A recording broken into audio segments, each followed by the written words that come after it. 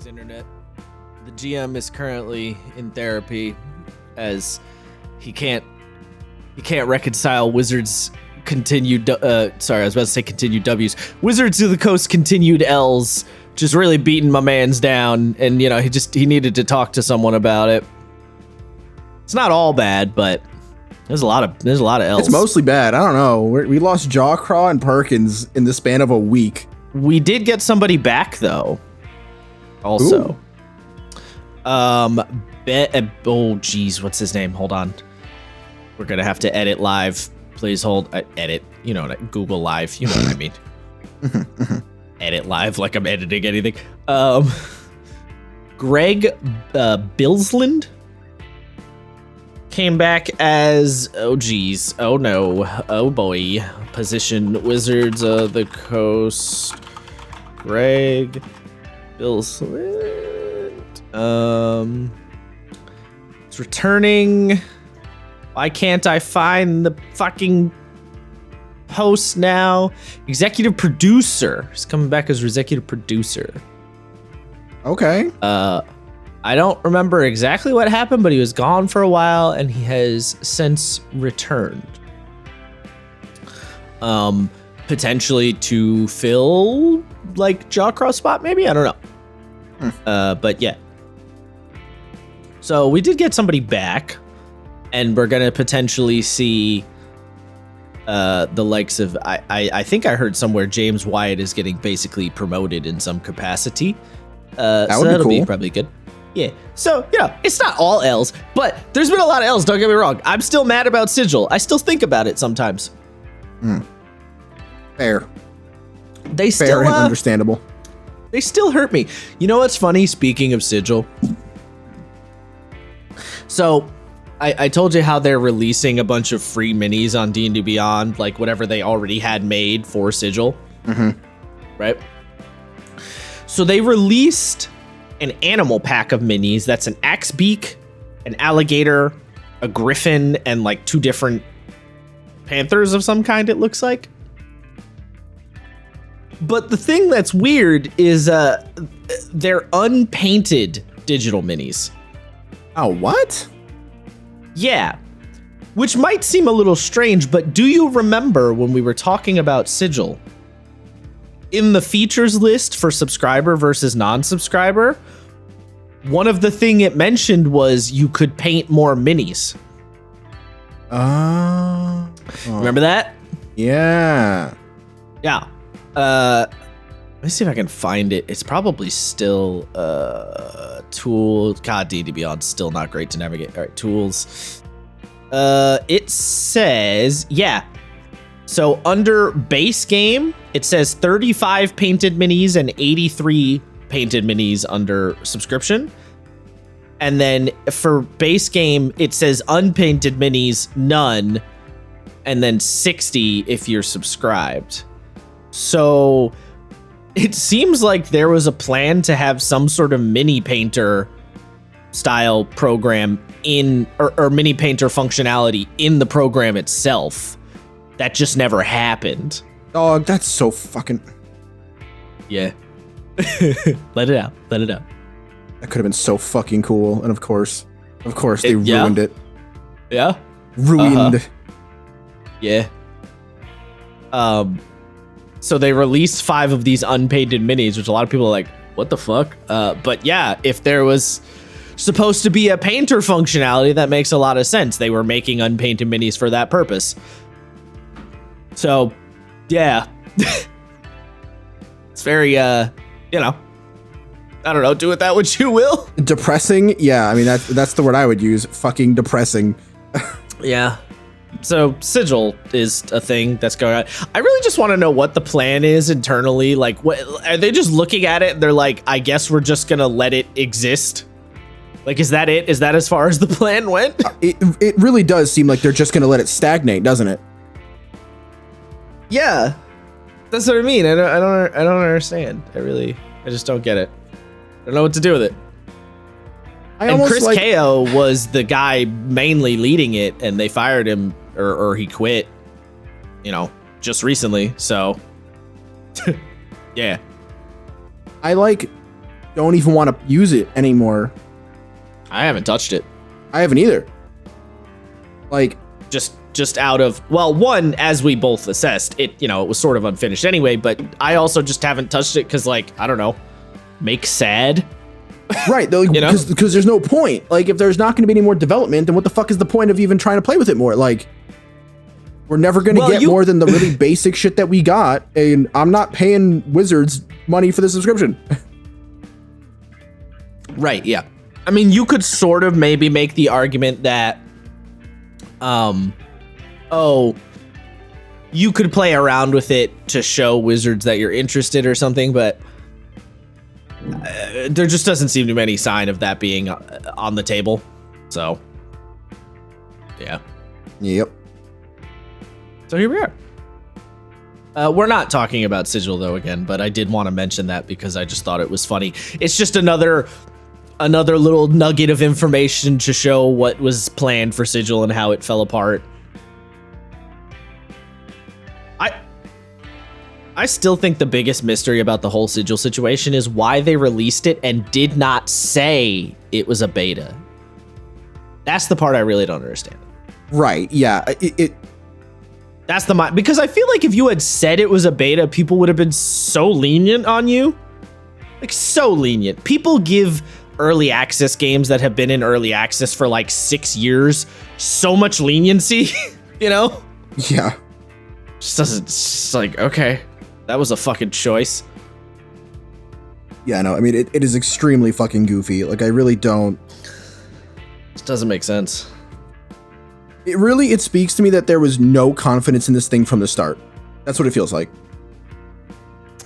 Yeah, probably, yeah. Or there was confidence for the idea, but the funding was not being allocated for it well enough that confidence stuck around. Yeah. Something like that. Anyway, that's enough Sigil talk. You've gotten your Sigil update, everyone. Before we get into the actual topic, take a moment, pause, pray to your deity of choice, hit the follow or subscribe button on your podcast platform of choice, and then continue listening. I didn't have a third step planned out when I started saying that. Okay.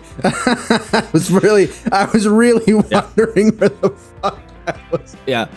There was no third step. Okay. It's not important. Not important. Anyway. So what the hell are we talking about? Well, as I always say, the title's probably already informed you in some fashion. But learning a new game, learning a new RPG, learning your second RPG specifically, which is a statement I will qualify in a second. Someone may point out, maybe, possibly, I don't know, that we sort of did this episode already, and kinda, yeah, but I received some criticism from Matt, that I didn't focus enough on how, like tips and tricks to learning a new game specifically. Like, I was a little too broad in what we talked about. So this time I have redoubled down, and the plan is specifically to focus on how to make learning a new game easier, rather than just talking about it broadly speaking. Does that make sense? Yes. Okay. That wasn't me really calling out Matt. It's just Matt gave me that criticism. If anything, Matt called me out. I just like, someone gave me, it was Matt. It like, was just the immediate switch up. It was Matt. And before anyone else points out, Josh, last week you did an episode on starting a campaign. Shouldn't the learning the new game episode have come out before the starting the game episode? Yeah, probably. But I just didn't have the time to get the notes together, so it didn't. I don't know what you want me to tell you. That's what happened. But yeah, probably this episode should have come first, for sure. Yeah. In case anybody says that. But we're doing it now, so it's all good. So why do I say learning your second game specifically? Why am I not addressing learning your first RPG? The simple quick TLDR is learning your first RPG is its own beast entirely. That would just require its own episode entirely if I actually wanted to talk about it. So the reason being, when people come completely new to RPGs as a hobby, right? Tabletop as a hobby, and they're learning a new system, and they're learning the hobby from scratch. There's like a million different ways that you, as is the case when you're learning anything totally new, you can come at it lots of different ways. And you tend to lack preconceived notions, but you also lack tools to use to bring into that first game and learning it. So these days, someone is likely, I would say, to have an inkling of what tabletop is and how it works from watching something like a Critical Role or other actual plays. But that doesn't really prepare you for learning, or that doesn't prepare you for tackling how to learn RPG rules proper. Does that make sense? Yes. So because of this, people tend to come at their first game in a, as I put in my notes, variable smorgasbord of ways. So many different ways that, like I said, it's entirely its own topic. And on top of that, all that being said, I'm also just more interested personally in that second game experience. It's just, to me, there's more. Like when you try something for the first time, you lack any notions or knowledge about it, so you just kind of do whatever feels right in the moment. When you're trying to learn the next step, that's really when you start to get interested in the hobby proper. And this doesn't apply to just RPGs, right? This can apply to a lot of things. Just to use an example of something I did recently, so it's on my mind. The first time you go snowboarding, you're kind of, you're dicking around, you're falling, you're hurting yourself, you're trying to sort of stay upright. The second, the third, the fourth time you go is when you're actually trying to learn how to do it correctly and not just sort of kind of stay upright. So that sort of second game experience is the same idea, where you kind of are learning how to play. And when I say correctly, I don't mean that there's like one way to play, but you're actually putting a little bit of mental effort towards understanding, generally. Now, there are some people who go whole hog in, really hardcore, first game out the gate. That does happen, but I would say that's less common. I don't know if you have a differing experience or anything like that, but I feel like that's generally less common. You're saying go whole hog in, you mean like know the rules backwards and forwards, like research the nuance of the rules. Yeah, like get really deep, like join a subreddit and go in a Discord, fucking tweet at Jeremy, and you haven't even started your first campaign yet. Like some people do that, but I would say that's a minority. Yeah, I mean, that doesn't feel like most people, surely. Yeah. And those people that are doing that, they don't need my help on how to learn the game. They're going to just fucking go. They're just going to go for it. So, how to go from your first game, which is usually D&D, and then expand your breadth of game knowledge. That's what we're focusing on here. I am basically just going to assume your first game is D&D because it's a safe bet that it probably is D&D, and that's where most people come from, and it's just an easy touchstone to use. So if your first game somehow wasn't D&D, don't be offended. It's okay. Actually, I'm not calling out anything. I mean, I am proud of you. Yes, I'm impressed. Was it GURPS, though? It would be kind of funny if it was GURPS. Also, if your first game was Pathfinder, that doesn't count. That's still D&D. Sorry, I said it. Just saying. Around here, a man out here, I don't make the rules, but I enforce them with lethal intent. Yeah, look, it'd be that way. I'm sorry. Pathfinder is a derivative of D&D. It's too close. Doesn't count. Not important, though. I set up these tips and tricks, if you will, in descending order of importance. So I'm going to give you the most useful information first, which from a content making standpoint is a bad idea, but from a trying to be helpful is a good idea. So, All right. Well, I guess, Isaiah, questions or thoughts before I get into it proper? Questions, comments, concerns, as the teachers always say? No. All right. You had your chance. Okay. All right. Number one most useful trick when you are learning a new system after D&D or whatever it is you played is a trick or a tool that I refer to as legacy skill. I know I definitely talked about this in the previous episode that we did talking about this stuff, but I'm going to reiterate. So, legacy skill, there's a lot of ways you could phrase this. This is just the phrase I like to use because I've heard people... I picked it up because people use this phrase in video games a lot, the idea of legacy skills. But this is the idea that once you've played your first game, you can translate your knowledge of how that first game works to then understand how the new game you're learning works. So, for example, if you're reading a new system and it has a mechanic called strike and defense, you could probably reasonably infer that these mechanics are likely similar to an attack roll and an AC in D&D. Then when you actually go to read the mechanic, you can use your understanding of attack rolls and AC in D&D to get a grasp on the strike and defense mechanic, thus allowing you to more quickly understand the mechanic.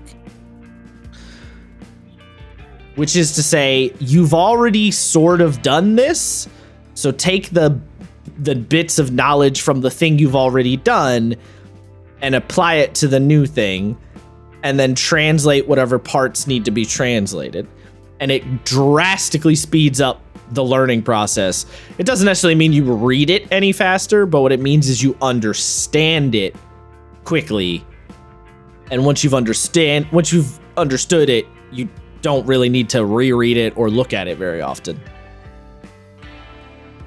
To compare to something in a similar vein, if you think about when you play video games, you use your understanding of other games you've played to learn the new game. When a game tells you, for example, move with the left analog stick, you likely didn't even need that explained to you. You were probably already attempting to move with the left analog stick on just muscle memory. Because so many games use this design choice that if you play enough video games, you just assume and understand that idea intrinsically. You pick up a new game and you press the left analog stick and your character moves. There was no thought required. You just made that assumption. A similar comparison that's sort of across the board in tabletop RPGs would be hit points. They'll use lots of different names, like lots of games will use different names. But pretty much every game has some kind of hit point mechanic.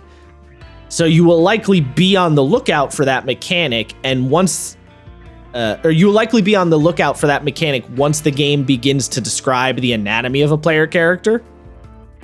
So you're looking through character creation, and the game says, this is your wound tracker.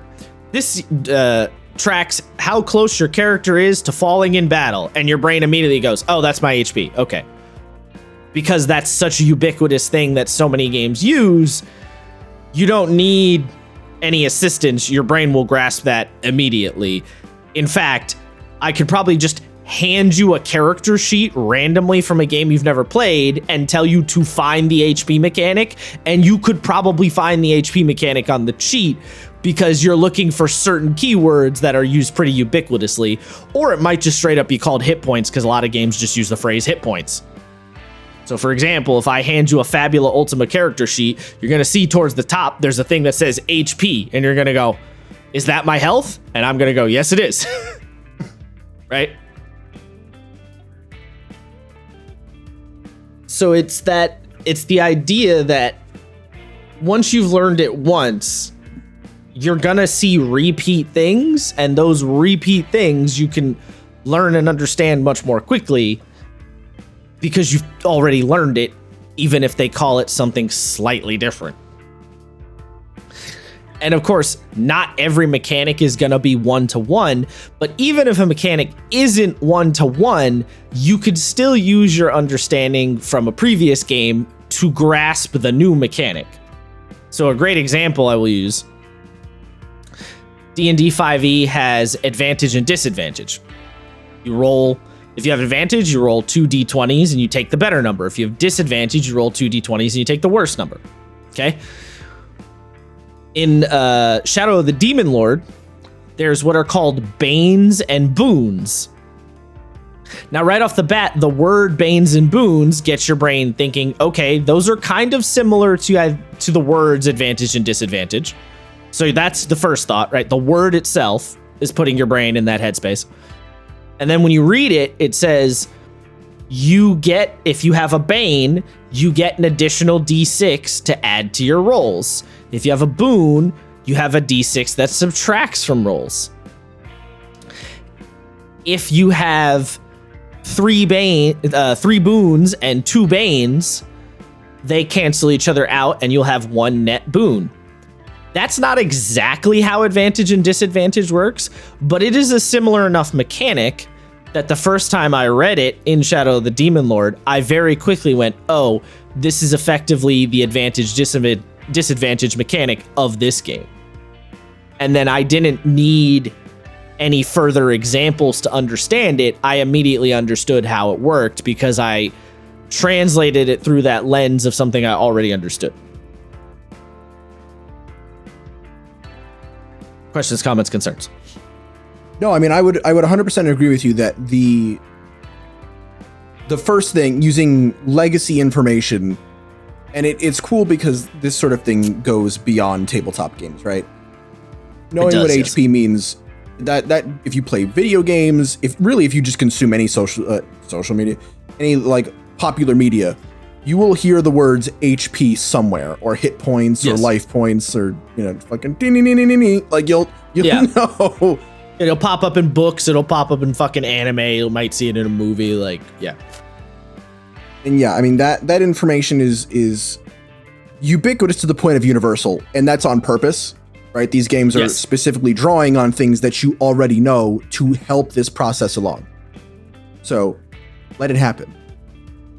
And even in the scenarios, again, where they're using a different word, like wounds is another one that comes up a lot, you can still look at the word, translate it to just HP in your head, and then and you understand it. It smooths it out very quickly. Right, and at that point, you're just inferencing through context. Like, yeah, you're looking for synonyms and using context clues and all that shit. And that is really this is the most useful thing to learning a new system, because it drastically speeds up.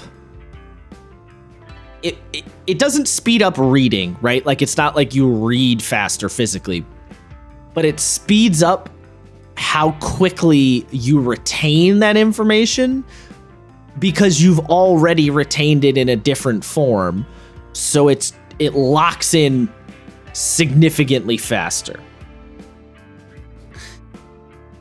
And locking in information faster is basically the number one way to learn a new game faster, because you could read something and not understand it and you could read it 5 times and still not understand it. And it's going to take you forever to get through that goddamn book if you keep rereading chapters over and over again, because you cannot for the life of you understand what the hell they're trying to say. I just, real quick, you just keep saying lock in. And I'm just like, lock the fuck in. Lock the fuck in, samurai. There's a city burn.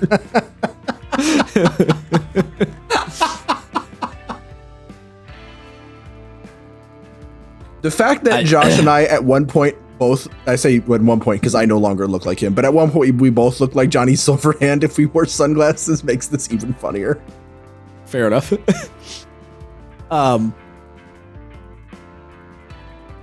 Damn, you killed my train of thought a little bit. All right, look, I'm sorry. You just told me to lock the fuck in. Well, I did the opposite by tangenting, but... Yeah, a little bit, but it's okay. But yeah, it's the quickest way to pick up book, read words, absorb information, move on to next bit of information. And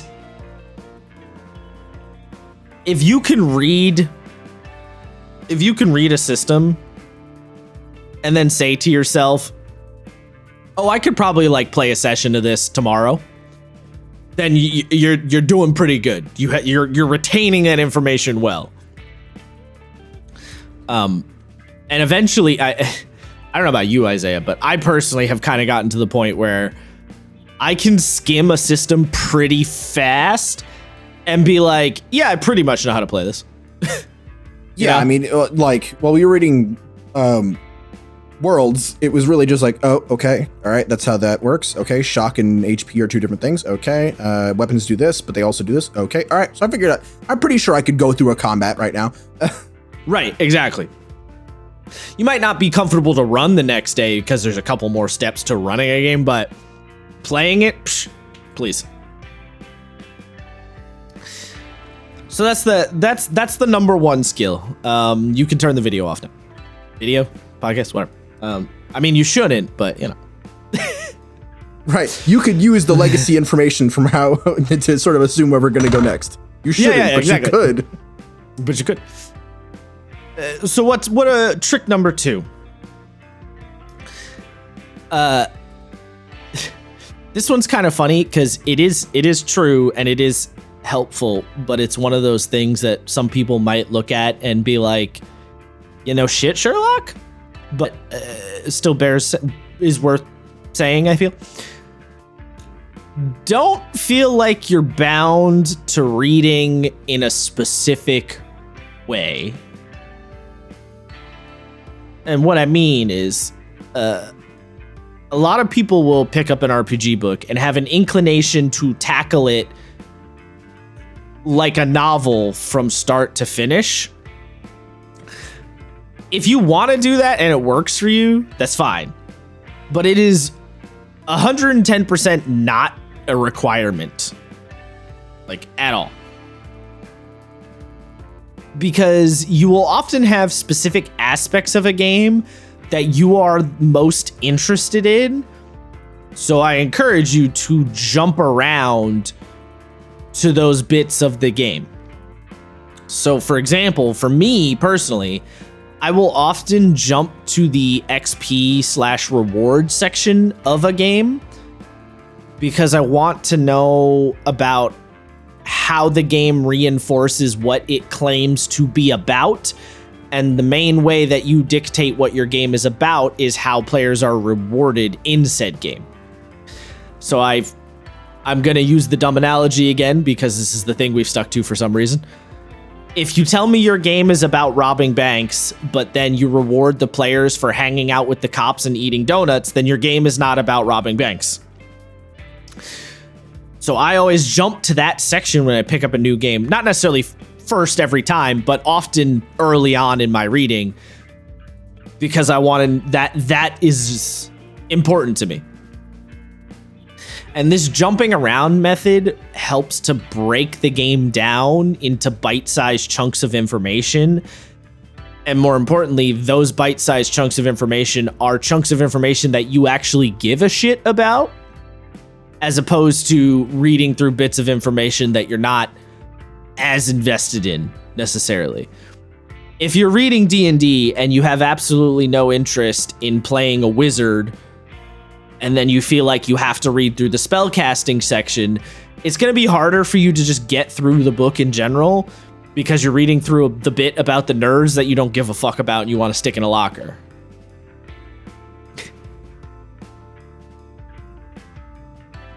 There was another sentence there, I lost it, but I was wondering. I say, it's like, yeah, sticking them in a locker, yeah. There was one more sentence there, and it blanked out. But yeah, any follow up, I said?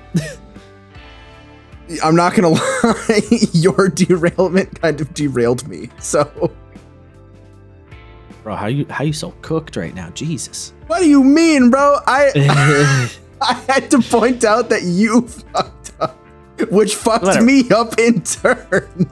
What is that? That's not fair. I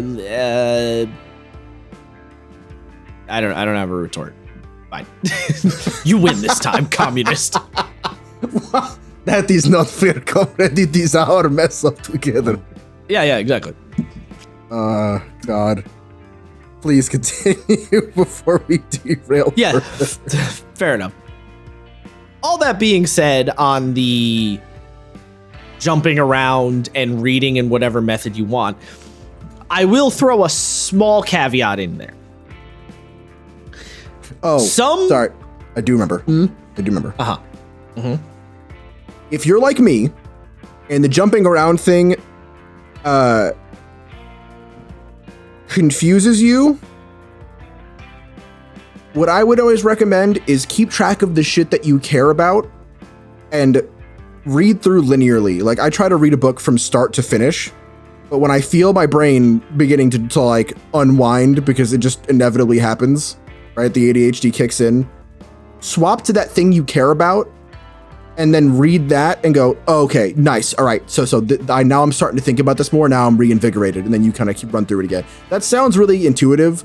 Like, it almost seems like it's not worth talking about, but when I have to read rule books in, less than a week for this podcast, that saves me every time.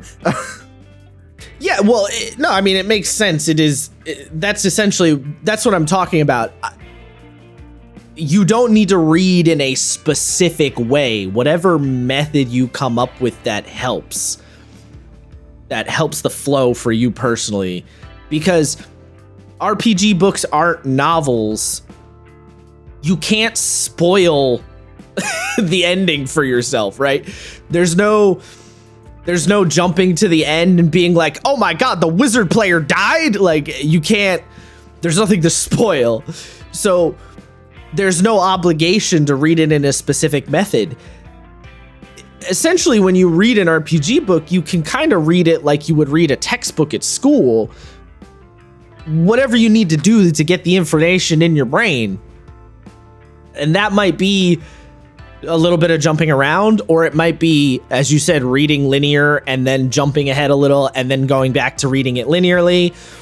Or it might be reading semi-linearly and then taking notes. Or it might be reading through and then jotting down which parts you thought were confusing and going back to them later. Whatever order of operations makes the flow work. The point is just beginning to end is not necessary. The caveat that I was going to say for that, though, is there are certain books where jumping around might actually make things more confusing. Like Fabula? That's what I was about to say, yes. Or the information will be broken up. If you jump around, the information will be broken up too much. I literally put my notes. A recent example was for me personally, reading through Fabula Ultima. I started by jumping around because that's almost always what I do. But I actually got frustrated jumping around in that game because I felt like I was not retaining anything as I was jumping around. In the case of that particular game, it's written in such a fashion that starting at the beginning was more beneficial because the game's design builds on top of previous information you have already read, rather than being bespoke separate sections that could be read out of order. A game that is much more separate sections would be Stars Without Number. The major sections of that book are in a lot of ways their own bespoke sections that you can use separately and bounce around in kind of whatever order you want because of the general open-endedness of how that game is designed, broadly speaking. Fabula, this didn't work as much. So I ended up reading Fabula start to finish instead and comprehended it a lot better when I read it linearly. Another reason for that being is that Fabula often, I don't know if you noticed this yourself or not, Isaiah, but Fabula rewrites and reiterates information a lot that the game feels is important. So rather than my usual method, which is I'll jump around, read something, go backwards to find the thing that the section I was just on is referencing, and then go back to the section I was reading, Fabula would just reprint that information that I probably would have gone back to check anyway. So I don't need to go back and check. I'm better off just reading it straight through because it's been reprinted next to where it's being referenced. Yes. Not for everything, of course, but a lot of it. I like that a lot. So do you know where I had the opposite problem? Or a similar problem? Stars, I feel like I like jumped ahead to look at the equipment at one point, and there was a lot of proper nouns that I went, wait, what is that? Wait, where the fuck is where am I going to find that? What? Hold on. And then it like, I read through equipment and then went, this was a bad idea. And then when I went back at the start of the book, it explained a lot of those proper nouns, and then I went, oh, okay, that makes sense. Well, yes, but I would still say Stars is kind of a funny example just because it very broadly splits up the it splits up the major sections like kind of their own little mini books. A little bit, yeah. So even though it does throw around a proper noun, you can still kind of read through each of the major sections and not feel explicitly tied to any of the previous ones that much. Whereas Fabula kind of goes out of its way to make sure it's all tied back to the previous thing. You know what I'm saying? Yes, I get what you're saying. For me personally, it definitely confused the shit out of me for Stars. But I just think the way that my brain works, Stars and me were never going to be friends. That's possible, yes. It's just written in a way that is very difficult for my brain to take the information in and really like have it stick around. But I acknowledge that is likely as much a me thing as it is a Stars thing. Or I guess a without number thing. Yeah. I think also an important factor that we're pointing out here is just that on a personal level, you may or may not have a certain feeling about how a game is written in a certain like I'm saying how I read Fabula start to finish and that was cool. I liked that. But someone else may read through it and get frustrated by that. It's not necessarily a guaranteed good thing. So you have to just kind of figure out how the game designer felt like doing it, and then discern how you want to utilize that information based on how they've presented it. Because every game is going to present it a little differently here and there. This is a great example of this is the eternal debate in games of should you put character creation or should you put how to play first? Which one of those two things should come before the other? And there's no answer because ultimately some people like it one way and some people like it another way. So what you have to say to yourself is, if you're someone like me, I prefer how to play first. Then I will often, if the book does character creation first, I will skip over that and go to the how to play section first because I prefer it that way. But that's not necessarily saying it's better. It's just a personal, that's how I'd rather do it thing. So you really have to figure out, again, going back to my original point, you don't need to read a book in any particular fashion. You should read it in whatever fashion makes the lowest barrier to entry, the least the least friction for you. It's all very choose your own adventure, if you will. Let me ask you then. Do you prefer how to play or character creator first?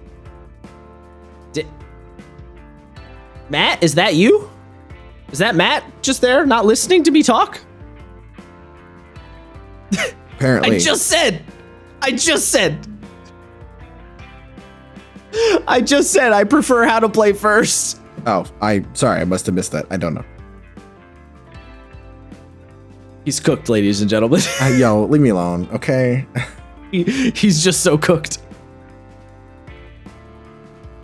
Yes, I prefer how to play before character creation. I don't like creating a character without knowing how the mechanics actually function. Okay, so I guess the reason why I didn't catch that is I was thinking about how I preferred it, and I guess I got locked in a hole for that one because I prefer making a character first. I see. Well, like again, wrong, so it's creating a character, but you know, in the way that Lancer does it, you create your character first, but it shortly explains what each thing does in the character creator section, and then extrapolates on it in the how to play. So you're getting, like, much like Fabula, you're getting that information multiple times. You're getting the need to know stuff in character creator. I see. Yes. If a game does it that way, I'm a little more okay with character creation first, but I find most games don't tend to do that method. And even if they do, I still kind of like the mechanics being talked about in a vacuum a little bit. You know? Yeah, I suppose that's fair. Anyway, Matt. Bro, like I said, I got locked in my nothing box. I'm sorry. I was thinking about it. I guess so. Look, I guess you did. At least you know I was paying attention because I had an answer to the question. You did have an answer. That's true. You had an answer. You were thinking about it. You were just thinking about it too hard. Yeah, look. You're a guy. You understand this. You get locked in your nothing box sometimes when the missus is talking to you and you're like, wait, what did you just say? Yo, I'm not going to admit to that. Because you know it's true. I'm not admitting to anything. I'm not confirming anything. Mm-hmm. That's because it's true. Anyway. She's asking you what you want for dinner, and you're thinking about that car that you saw the other day, and like, what color red would you call it? Like, would it be like a burgundy or like a wine colored? And then you realize it's been 15 minutes, and then she's staring at you, and oh no, what do you do? Just say something. And you're also you're also partially thinking about the Roman Empire and how they use their legions and their military tactics for some reason. The fact that they kind of thought spears were for pussies. Right. Yeah. Anyway. Trick number three. Don't read it all. Don't read the whole book. I feel like this is a contentious thing to say. You simply don't need to read the entire book. A lot of people look at the page count of a book and very quickly get stressed out and or give up because of the large number of pages. You just don't need to read that whole book. I don't know that this is actually that contentious. It might immediately come off as contentious, but I don't think it actually is. No, I don't actually think it is. No, like if you as a player have no intention of GMing, you don't have any reason to read the GM section. Right. So unless that was my first. Like, really jonesing. Don't do that. Right. And if you are really jonesing, you're not worried about the page count anyway. Correct. That was literally my first bullet point. The first obvious distinction is between GM material and player material. Some games will have a distinct GM section or GM half of the book, and some games like D&D will split it out into its own separate book. But in either case, you're generally not expected and often discouraged to look at anything in that GM section or GM book.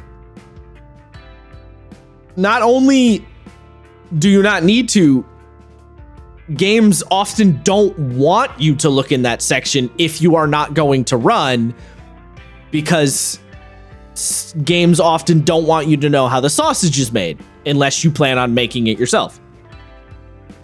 In the same way that if you're playing D&D and you're a player, do not look at the monster manual. That is discouraged behavior, very broadly speaking. Obviously, it's not like sacrosanct or anything, but it's generally discouraged. But you might say, well, that's obvious, Josh. I'm a player. I don't need to read the GM section. No shit, Sherlock. Sure, okay. You also don't need to read all of the player stuff. Okay? using D&D as an example here. If you plan on playing a fighter and you think wizards are fucking dorks, you don't need to read the spellcasting section of the book if you ain't gonna throw no spells. If you just want to bonk with big stick and heavy rock on the end of big stick, I don't give a shit if you know how spellcasting works. Just tell me if you're bonking the goblin with your fucking stick or not. That's all I need to know. Another example. If you're just going to play a singular class and have no intention of doing any kind of multiclassing, then you can skip like 20 some odd pages in D&D about multiclassing and how multiclassing works. You don't care. Doesn't matter. Why do you need that information? Skip over it. And maybe you'll read it in the future. If you play D&D for half a year and then you decide that you're curious and you want to look at the multiclassing section, then maybe you look at the multiclassing section when you feel like it for fun. But for your start of the campaign or whatever, you don't need to. You're good.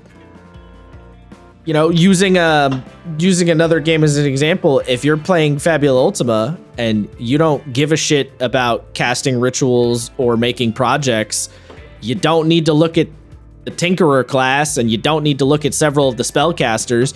If you just want to play funny warrior man with big sword, you could just look at like Weapon Master and Guardian and be done. If you don't, I could go on and I'm not going to keep going, but you get the idea. If you don't give a shit about that particular element of the game, then you don't need to read it. It's really that simple. And now you may say, okay, what if I am a GM, however? If you're a GM, it is, of course, better to have, I would say, a more comprehensive knowledge of the game. But even with a more comprehensive general knowledge of the game that being a GM might, I don't want to say require, but encourage, you still don't need to know everything. For example, if you're GMing, you might not need to know the exact abilities of every class and every, item or whatever. Right? I'm about to start a Fabula campaign. I don't know what every single class's abilities are in Fabula. I have a very broad general understanding of a bunch of them, and I double checked on the ones that my players specifically picked, but I don't remember exactly how Elementalist works. In fact, I have no idea what Elementalist does, for example, because none of my players are currently using Elementalist. So I don't need to worry about it right now. Maybe in the future, but maybe not. Once your players have made their characters, you might want to brush up on those specific classes, like I just said. But let's say if you're running D&D and you don't have a druid in your group, then you don't need to read the rules for how a druid works. Doesn't matter.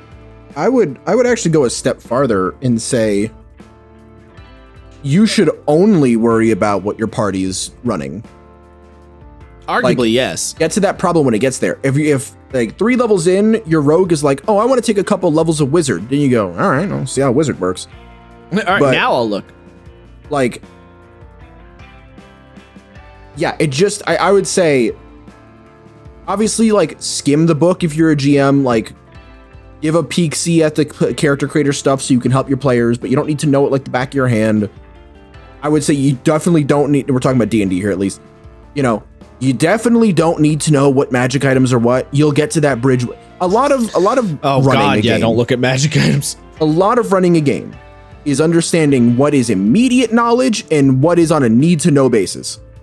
Yes. And when it even gets there, when you get to something like when you extrapolate this out, something like an apocalypse world, you don't really need to read the advanced fuckery section if you don't plan on fucking with the game.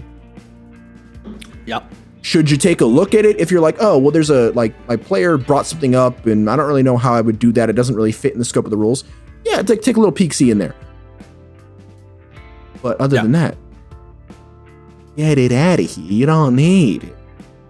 Yeah, you don't need it. And in some cases, you might actually be better off not reading it because it might be bloated information that is not useful to you and then takes up brain space that you could dedicate to something that might be more useful or important. And then as this is a little slight addendum on the tail end of it, you also don't need to read it all in like one shot.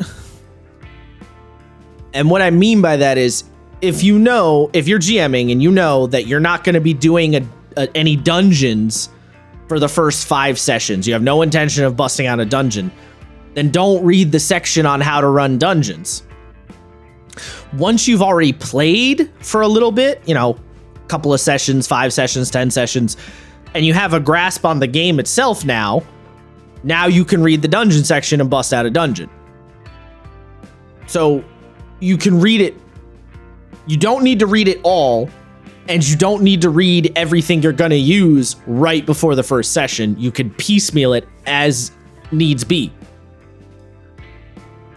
Because again, smushing all of that information too much in one shot will often muddy the water.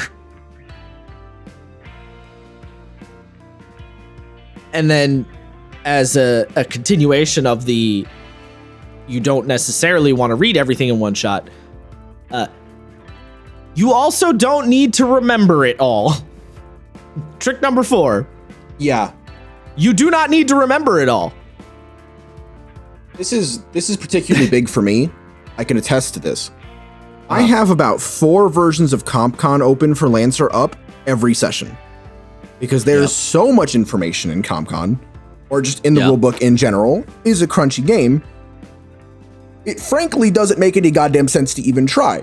So I just have 4 versions open, and I have a bunch of little quick sheets open, and that might seem like a lot, but when you have multiple screens, it's literally not an issue, and it's fantastic. Yep. Because the player goes, oh, well, I lost a full health bar. What do I have to roll again? I go, okay, cool. Hit the reference button. Roll me 2d6. First one is what kind of damage you take, and then second one is severity. Yeah.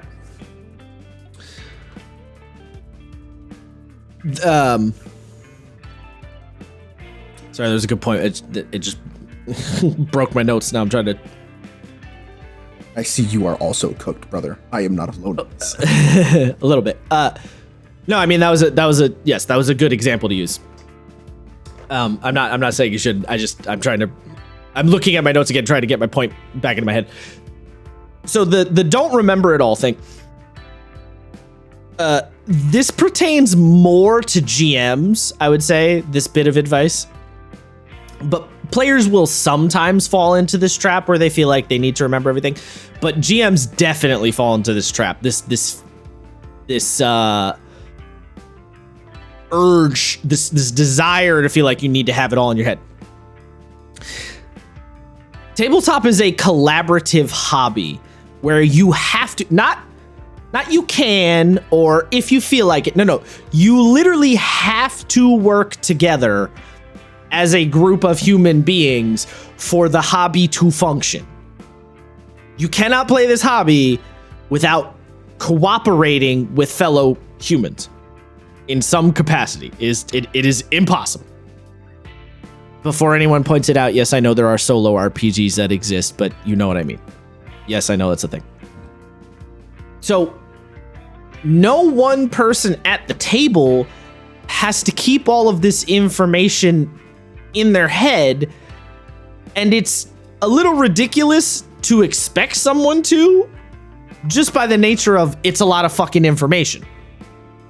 And also, let's be real, it's a lot of information about, a hobby that you're doing to have fun and hang out. It's not like your taxes or some shit, information that you vitally need to exist on, or how to do X, Y, or Z thing at work, right? It is optional information in the grand scheme of your life. So it's a little silly to expect someone to put it all in their head. So read what you want and will use, retain what you can, and then use your fellow players as a rules repository to make your life easier. The classic example, you're running D&D, the GM likely does not, and really shouldn't, know how every single spell in the game works, because that's ridiculous. You will likely know how a lot of the lower level spells work because they come up the most, but you don't need to know how every fucking spell works. So when the wizard player goes to cast the spell, you look at the wizard player and say, wizard player, how does that spell work, please? Or give me a page that I can check the spell if you don't understand how it's working or you're confused about something. It is not your job as the GM to know every single spell the wizard has and how it works. That fucking nerd played a wizard. He's gonna do the wizard thing. Let him nerd out. Fucking nerd. I don't know, I'm feeling really aggressive on wizard players, especially because I often play wizards. This also loops back to my previous point of you don't need to remember all the rules by yourself. And if you aren't going to use certain mechanics, then no one needs to learn or remember them. Right? Again, going back to the you don't need to read it all. If there's no druid at the table, no one needs to remember the rules for Wild Shape, which is a mechanic that is often deemed a little complex and tricky to keep straight in your head. So just don't. If nobody's playing a druid, you're good. Just don't look at it. It doesn't benefit you. You don't need to read it. And if you do read it, you don't need to remember it. You ain't got a druid. You're fine. I have some maybe controversial opinions on this. Okay. I think you as the DM are allowed to tell a player, you keep track of this shit because I'm just not gonna. I don't think that's considered controversial anymore. Look, I don't know. Like there are Snubby, we had a whole episode about her. Her character sheet is so fucking insane that every time she does anything, I have to look at her sheet and I tell her, all right, explain to me what you're doing and where do you find it? Because I'm just not keeping track of that shit. I'm just not going to do it. You know what I mean? Like there are some things that I have to keep track of on certain, like I keep track of one of her abilities because it's worded so weirdly. And there's times when she's like, I don't think I'm doing this right. And then I have to remember to like keep that in the back of my head. Or Siffi's weapon has so many buffs that I have to keep track of those. Because once again, there are so many that even she forgets. So I just kind of take the L on that. But yeah, I think you should be allowed to tell a player like, look, I'm leaving this up to you. This is your responsibility. I've got a whole other game to run. Do me a favor and don't forget. Yeah, I don't think that's a controversial thing anymore. I think maybe once upon a time there was a little bit of a culture of the GM being this ultimate encyclopedia. What the hell am I trying to say? Encyclopedia Britannica repository is what I was trying to go for there. I don't know why that was hard. But I generally don't think that is the vibe anymore. I think most people are on board with the idea of the shared collective remembrance of the thing. And sometimes even you'll have players where their ability, or they're not playing the character with the complicated ability, but for whatever reason, the complicated ability makes sense to them, so they can explain it better than the player who's playing that ability, right? You might have the fighter player who has no interest in playing a wizard, but they understand how a couple of the weirder, more complicated spells work. It just makes sense to them for whatever reason. So the wizard player asks, everyone else is confused, and the fighter player goes, oh no, it's just like this and then that. And everyone goes, oh, okay, that makes sense. Like that also can happen. Because there's a myriad of human brains do funny things, remember things in funny ways. There is a myriad of reasons that could potentially make it so you retain that information better than somebody else does. So even if it's not your character, you're not the GM, and quite frankly, it doesn't matter to you, but for whatever reason, it just locks in your head easier, then just fucking help the wizard player and explain to them how to use simulacrum. Like, whatever. You know? Mm-hmm. Especially because if everyone as a group does that on a regular basis, worries about their specific thing or helps someone with a specific thing or whatever, collaborates on essentially you're all committing to a hive mind memory to remember how the game works. The game will run better because it means the GM can put the mental energy towards the thing that A, they want to, and or B, they need to get the game running and do the thing. And everyone else will have a good time because they're like, oh, well, I don't need to stress this too much because I don't get this totally, but Bill gets it and he can explain it to me, and eventually I'll probably start to understand it. So yeah, it's outsourcing your memory to everybody else. I like the way you put that, outsourcing memory. It's good. It's effectively what it is. No, it is. It's a good way of putting it. Also on a higher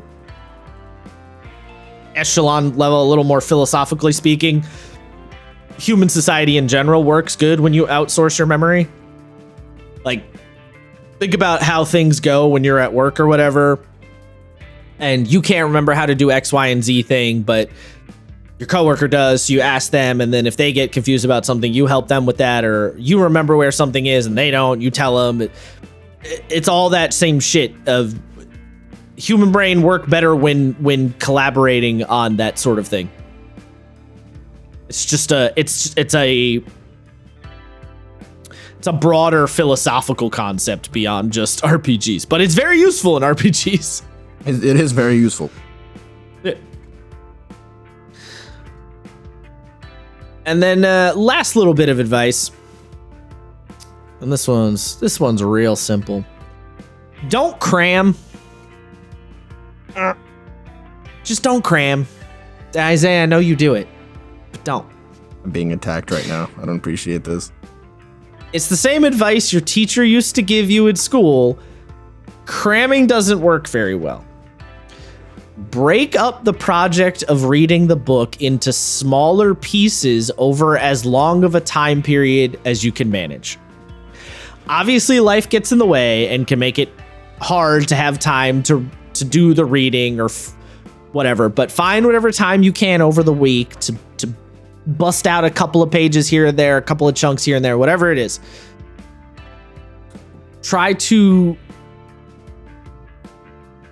What the hell did I... sorry, I was looking at my notes and I was like, what the fuck did I just typo there? Tried to do the... What am I trying to say? What did I type? I'm gonna be honest. I stun-locked myself by almost blurting out, I'm gonna bust out some of your pages, but... Oh, yeah? Okay. A whole book... Trying to... Why did I put the word small? What? Okay. Dog, where even are you? First of all, you wrote like 3 pages of notes. I can't even find that. Bottom. Oh. Sorry, I just got so confused by my own notes. I was trying to figure out what that... I know what I want to say now. I literally did, yeah. Crazy. Me in the past unlocked me now. Trying to read a whole book the day before the session is just going to make it hard for you to retain much of the information. It's just not going to stick very well. Like, from a human biology standpoint, the way your brain remembers things best, and this applies to everything in life, is you absorb the information, you practice or utilize the information a little bit, you go to bed, the information locks into your neurons, you wake up the next morning with a greater understanding of that information.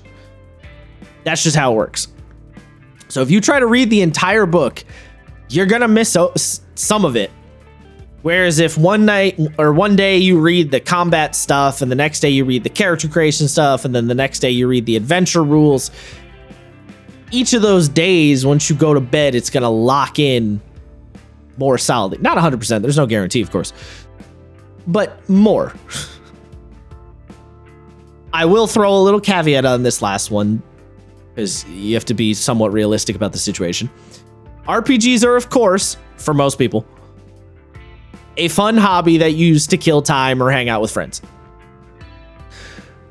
So if you start reading whatever new game you're planning on playing and you're not really into it,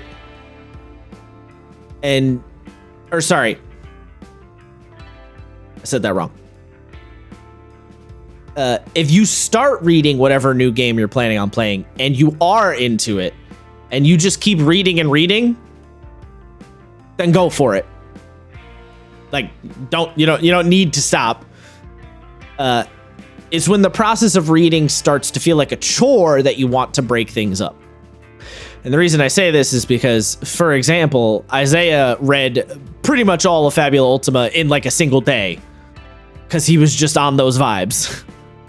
Correct. So that will happen.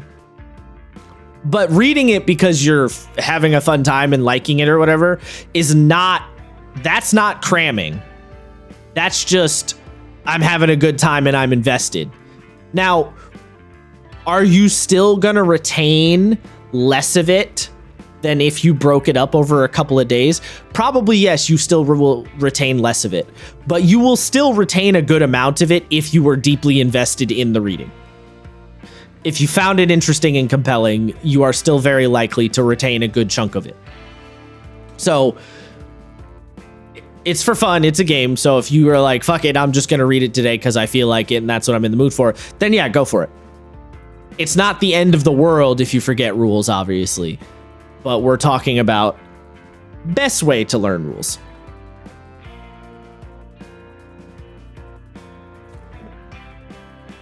Anything you want to add? Yes. I think people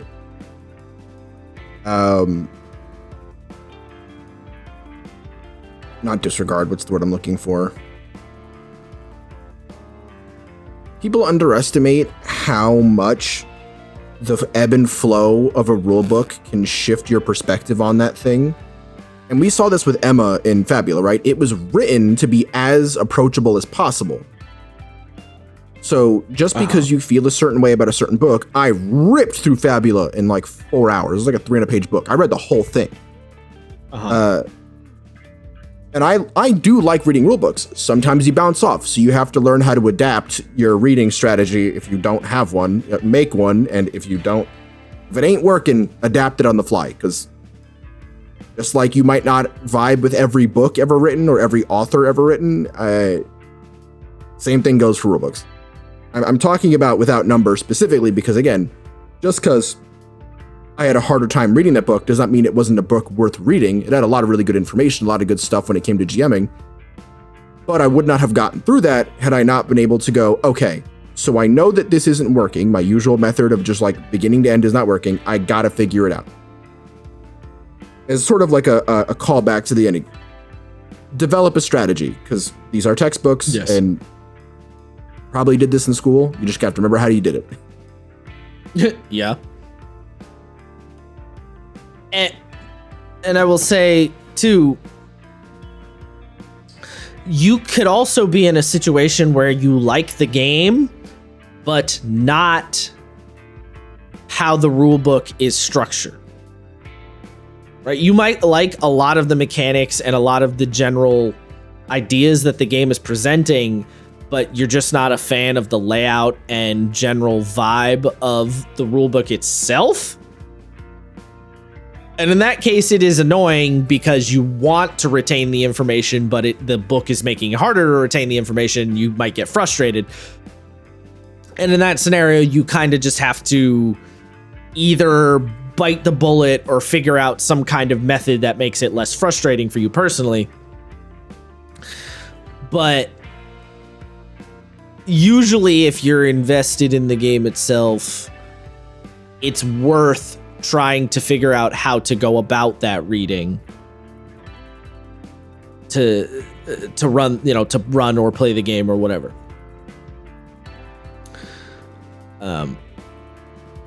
And also towards the last point, another reason you might want to be careful about the cramming is because you could also cram a whole book and then realize you don't like that game very much. It's true. And then you crammed a lot of hours and got mad and are probably going to be like, why did I waste my time? Whereas if you break it up into pieces and read little bits, you might figure out before you've invested too much, like, I'm not super into this. So that's also worth noting. That is where my tips and tricks come to an end. Now, I focused on, I would say, broader methods for learning in this particular case. There are little minutiae, little bits and bobs here and there, right? Make sure when you go and sit down to read the book, you're in a comfortable setting most of the time. That helps. If you're the kind of person that likes taking notes or using note cards, then you can take note cards.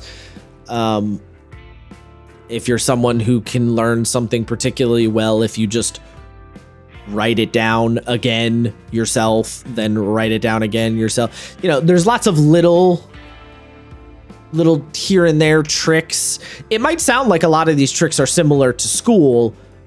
That's because they are. It's because there's a lot of similarities between learning a new game and learning something in school. Because you're reading a book at the end of the day. So, yeah. So yes, there's lots of little minutiae you can get into, but those are the main really broad points that I have personally found most helpful. And there may be some other big picture ones that I have not thought of. And if you've thought of them, I don't know, leave a comment or something and inform me of some other potential broad picture methods that could be really useful. Also, even if you're not going to play the game, I still encourage you to try and read new books anyway. Just out of curiosity, give them a little looky-see. Just a little something, a little something. Yeah, I mean, 100%. As has happened to both of us several goddamn times, we went, I kind of need a mechanic for this thing. I don't really know how I want to work it out. And then you read a book and go, this is literally what I was looking for. Let's fucking go. Yes, happens a lot. Because often you as a player who you sit down and you're at your table and have an idea for a mechanic, designers were players at one point and they probably went down a similar train of thought at some point. So they probably tried to tackle it. I think people, this is a little bit of a change of topic, but whatever. People tend to look at game designers and game developers in both tabletop and video game. For video game, this is a major issue. They tend to look at the designers and think about them as kind of corpo, faceless, nobody type situation. And often the people who are making the games do either play the game or used to play the game, or at the very least have some very strong ideas / opinions about how the game could work or should work or whatever it might be. there's not many video game or tabletop developers out there who don't play their own game. I'm sure there's some, but not a lot. So, yeah, if you're looking for a mechanic and you had an idea like, what if this worked this way and then that way, and that, good chance a designer was down a similar train of thought to you. So you do a little fishing, you'd be amazed what you find. And maybe it's not 100% what you need, or maybe it's like half what you need, or maybe it's a start, but you need to adjust it more, but it's still something. So just be open to the possibilities. I don't have any reason I went on that particular diatribe, but I don't know. I just thought about it. Okay, now we're just gonna do story time a little bit. Do you remember? Oh no, you weren't in the class with me, Isaiah. Oh my God. Oh. Okay. So we had. I don't want to oust any names here, so I'm trying to think of the teacher without saying the name. The only female teacher we had, basically. Yeah. Mrs. Kraft. That one. Yes. Mrs. Kraft. Yeah. Squash. That's not her. Yeah, not her. Yeah, Miss Squash. That's even better. Let's go with Miss Squash. Fucking give me an ant.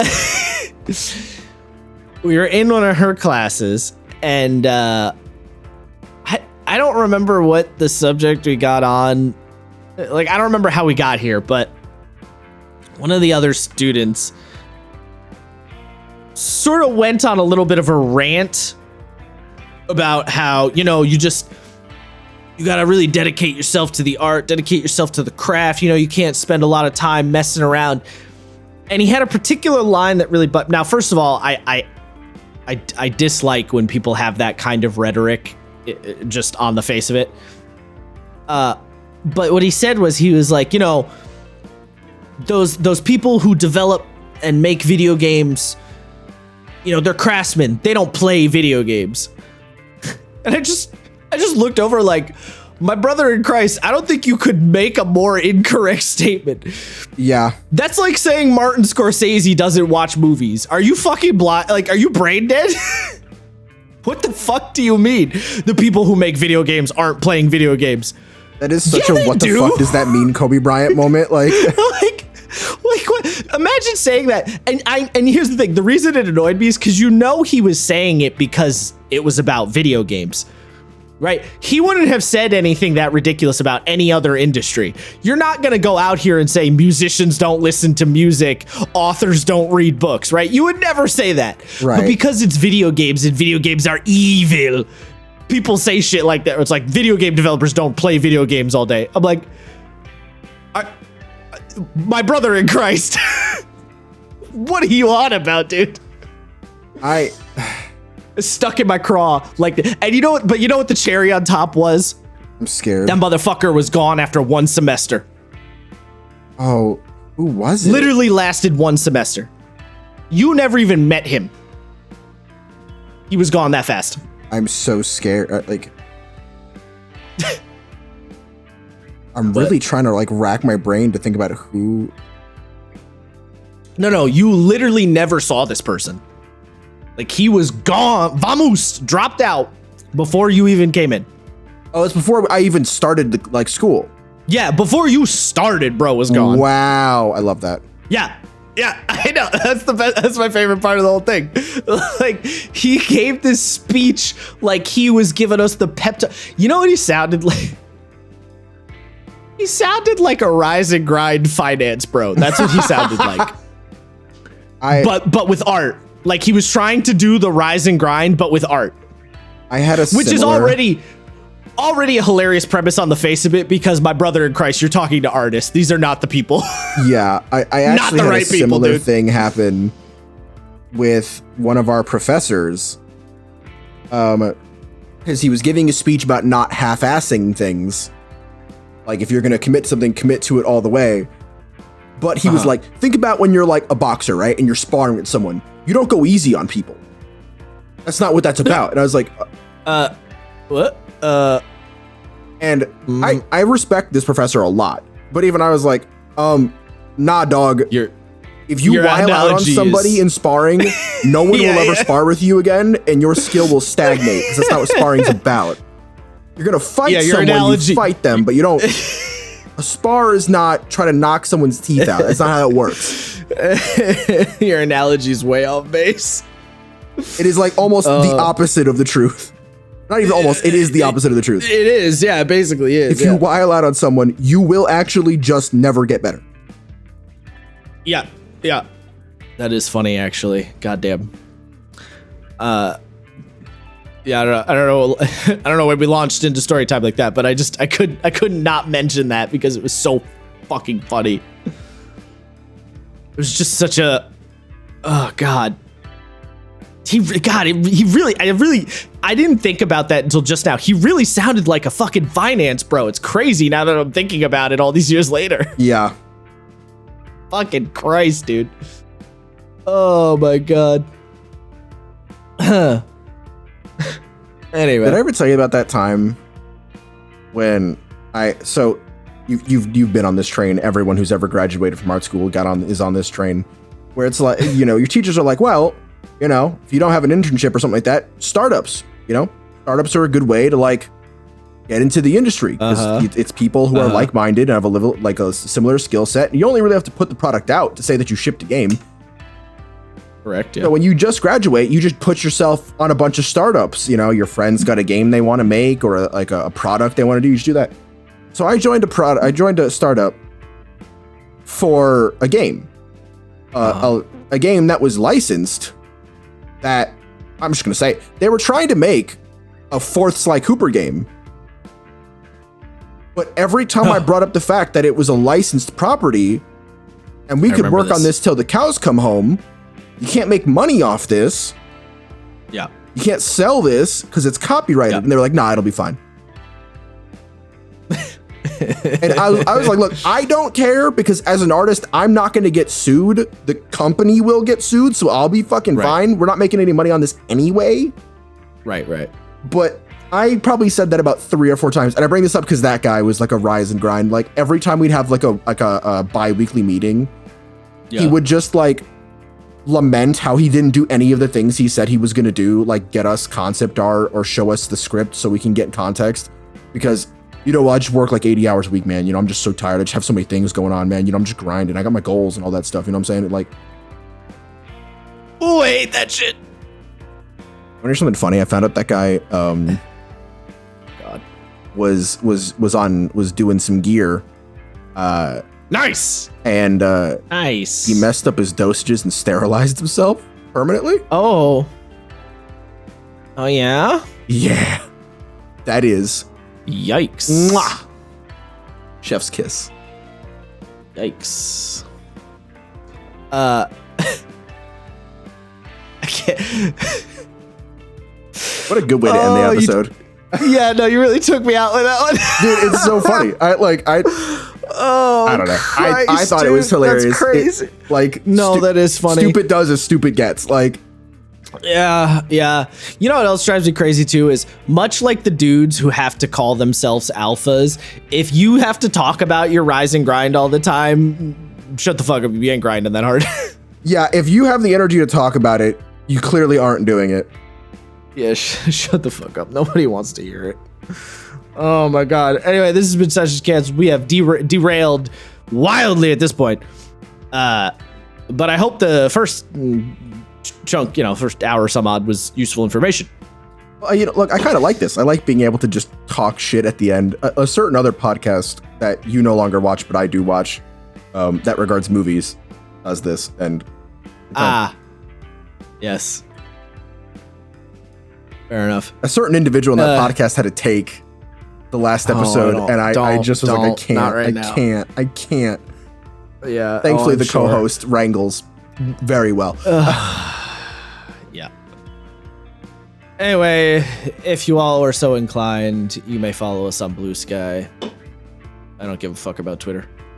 Yeah. I would prefer it on Blue Sky. Goodbye forever. Die forever. Die forever.